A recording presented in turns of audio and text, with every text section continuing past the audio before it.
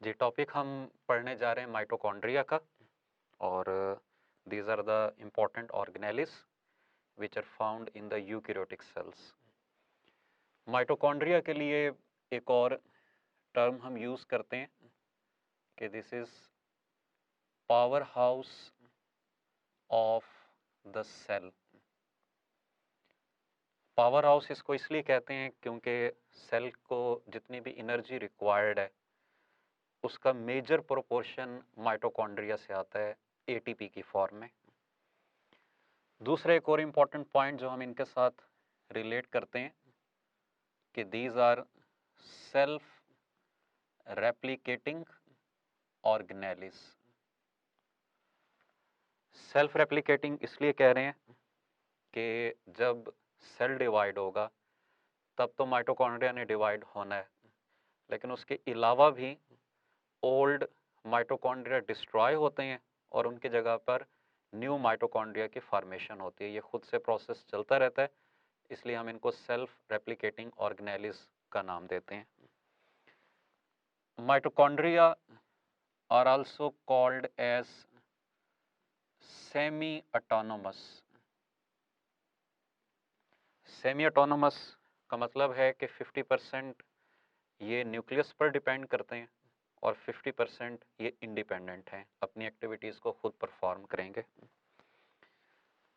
Mitochondria का number, इनका size और इनकी shape cell to cell vary करती है। लाइक नंबर इनका कम भी हो सकता है, ज़्यादा भी हो सकता है, and it depends upon physiological activity of the cell. जैसे हमारे liver cells, skeletal muscle cells, ये फिजियोलॉजिकली एक्टिव सेल्स हैं, इनमें माइटोकॉन्ड्रिया ज़्यादा होंगे। इनके साइज़ की रेंज अगर हम देखें तो they are 5 to 7 micrometer. Shape इनकी वेरी करती है, this can be in the form of rods, filaments और वेसिकल्स। और एक चीज़ हम ऑलरेडी पढ़ चुके हैं इनके स्ट्रक्चर के अंदर कि these are double membrane bounded organelles. अब हम इनके स्ट्रक्चर और फंक्शंस की तरफ आ जाते हैं। तो जैसे हमने अभी पढ़ा है कि these are double membrane bounded organelles, तो इनकी दो मेम्ब्रेन्स होंगी, एक आउटर मेम्ब्रेन और दूसरी इनर मेम्ब्रेन।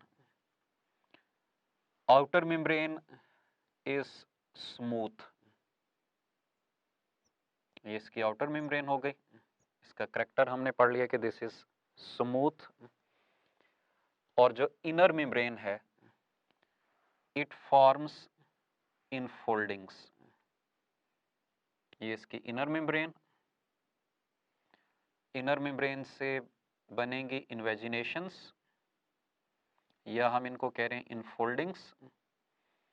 और इन इन्वेजिनेशंस या इनफोल्डिंग्स को हम क्रिस्टी कहते हैं।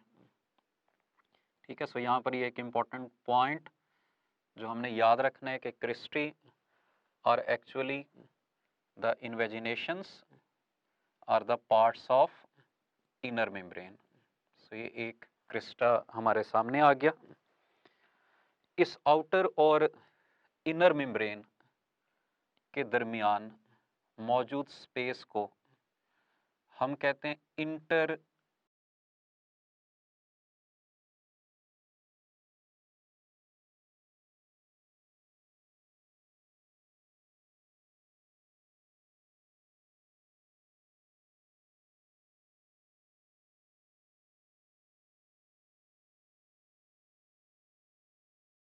रियान।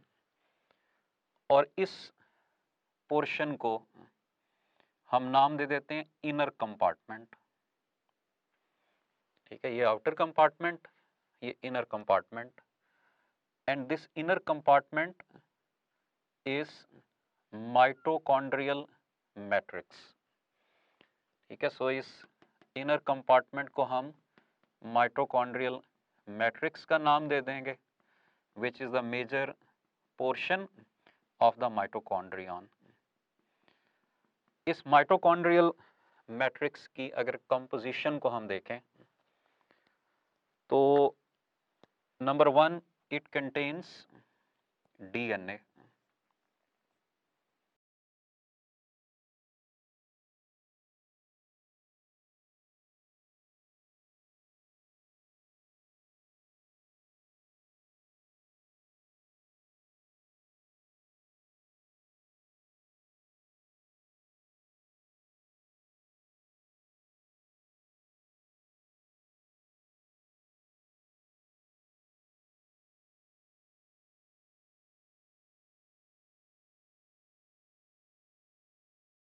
से सिंथेसाइज होता है।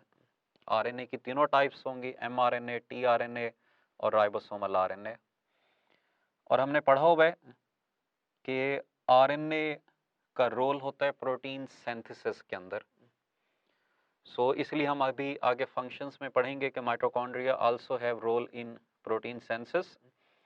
लेकिन उस प्रोटीन सिंथेसिस के लिए आरएनए के साथ राइबोसोम्स भी रिक्वायर्ड होते हैं। इसीलिए इस माइटोकॉन्ड्रियल मैट्रिक्स के अंदर राइबोसोम्स भी मौजूद होंगे इन फॉर्म ऑफ सब यूनिट्स, लार्जर एंड स्मॉलर। और ये एक चीज़ हमने याद रखनी है कि यहाँ पे भी राइबोसोम स्मॉल साइज्ड होते हैं, similar to that of prokaryotic cell. Normally cytoplasm में यूकैरियोटिक सेल के 80s राइबोसोम्स होंगे, लेकिन माइटोकॉन्ड्रिया के अंदर 70s राइबोसोम्स मौजूद होते हैं। और इस प्रोटीन सिंथेसिस के लिए, डीएनए रेप्लिकेशन के लिए और बाकी फंक्शंस के लिए एंजाइम्स और कोएंजाइम्स भी प्रेजेंट होंगे। These enzymes and coenzymes are related with the processes which are occurring inside the mitochondria. ये हमने कंपोनेंट्स को देख लिया। कंपोनेंट्स में हमारे सामने डीएनए आ गया, मैट्रिक्स में मौजूद है, और इसी तरह से हमारे सामने राइबोसोम्स आ गए जो इसके मैट्रिक्स के अंदर मौजूद हैं। एक और चीज़ जो यहाँ पर आपने याद रखनी है वो F1 पार्टिकल्स हैं। ये जो इनर मेम्ब्रेन है, क्रिस्टी हैं, इनकी सरफेस पर मौजूद होते हैं F1 पार्टिकल्स। और जनरली F1 पार्टिकल्स का रोल रेस्पिरेशन के अंदर होता है, वो हम अभी आगे डिटेल्स में पढ़ेंगे। These are attached on the inner surface of the inner membrane. Inner membrane की दो सरफेसेस हैं, एक इनर एक आउटर, और ये इनर के साथ अटैच होते हैं। जनरली इसकी डिटेल्स आपको बुक से मिल जाएंगी। इन F1 पार्टिकल्स के एक्चुअली दो पार्ट्स होते हैं, F0 और F1। और F1 का मेन रोल होता है यहाँ पर एंजाइमेटिक और रेस्पिरेशन के प्रोसेस के अंदर। अब हम इसके फंक्शंस की तरफ आ जाते हैं कि माइटोकॉन्ड्रिया का सेल में क्या रोल है और किन फंक्शंस के अंदर ये इन्वॉल्व होंगे। सबसे पहला और इम्पोर्टेंट फंक्शन जो हमने अभी इनके नाम में पढ़ा था कि these are power house of the cell. These are involve in energy production. और एनर्जी प्रोडक्शन का मतलब ये है कि यहाँ पर ATP की सिंथेसिस होगी and then these ATP will be supplied to whole cell for their different activities. अब ये ATP की प्रोडक्शन या एनर्जी की प्रोडक्शन रेस्पिरेशन में होती है, और रेस्पिरेशन की जिस फॉर्म को हम माइटोकॉन्ड्रिया के साथ रिलेट करते हैं वो है एरोबिक रेस्पिरेशन। ठीक है, mitochondria is actually related with aerobic respiration. अगर किसी सेल में माइटोकॉन्ड्रिया नहीं होंगे, यूकैरियोटिक सेल, तो उसमें एरोबिक रेस्पिरेशन नहीं होगी। एरोबिक रेस्पिरेशन की दो इम्पॉर्टेंट स्टेजेस जिनको हम माइटोकॉन्ड्रिया के साथ रिलेट करते हैं वो हैं क्रेब्स साइकिल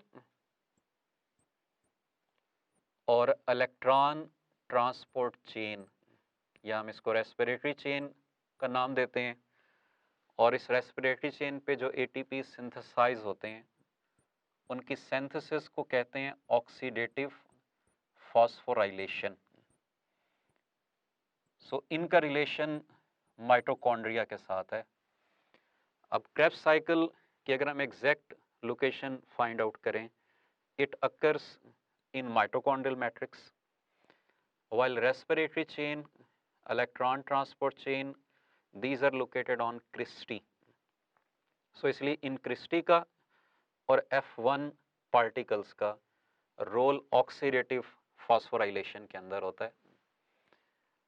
इसके अलावा एक और हमने फंक्शन अभी माइटोकॉन्ड्रिया का पढ़ा है कि यहाँ पर डीएनए मौजूद है, आरएनए मौजूद है और राइबोसोम्स मौजूद हैं। So these mitochondria have also role in protein synthesis, लेकिन यहाँ पे जो प्रोटीन सिंथेसाइज्ड होंगी वो लोकलाइज्ड होंगी, they will work only inside the mitochondria. Respiratory substrates के अंदर हमें पता है कि most common fuel for respiration is glucose का, विच इज कार्बोहाइड्रेट, लेकिन ग्लूकोज के अलावा प्रोटीन्स और फैट्स ये भी एनर्जी प्रोवाइड करते हैं। सो अगर फैट्स ने एनर्जी प्रोवाइड करनी है तो उनके मेटाबॉलिज्म के अंदर भी माइटोकॉन्ड्रिया का रोल होगा। सो एक और फंक्शन जो हम माइटोकॉन्ड्रिया के साथ रिलेट करते हैं, जो आप बुक्स में पढ़ोगे कि these are involved in fatty acid metabolism, which is one of the main component of fats. So fatty acid metabolism यहाँ पर किस पर्पस के लिए हो रहा होगा? Mainly for energy production. So ये मेन फंक्शंस हैं जिनको हम माइटोकॉन्ड्रिया के साथ रिलेट कर रहे होते हैं।